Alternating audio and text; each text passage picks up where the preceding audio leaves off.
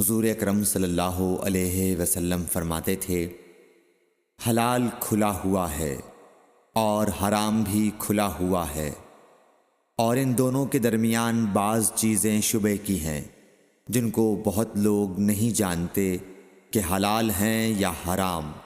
پھر جو کوئی شبہ کی چیزوں سے بھی بچ گیا اس نے اپنے دین اور عزت کو بچا لیا، اور جو کوئی ان شبہ کی چیزوں میں پڑ گیا اس کی مثال اس چرواہے کی ہے جو شاہی محفوظ چراگاہ کے آس پاس اپنے جانوروں کو چرائے۔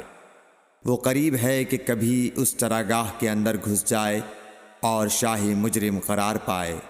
سن لو، ہر بادشاہ کی ایک چراگاہ ہوتی ہے، اللہ کی چراگاہ اس کی زمین پر حرام چیزیں ہیں، پس ان سے بچو۔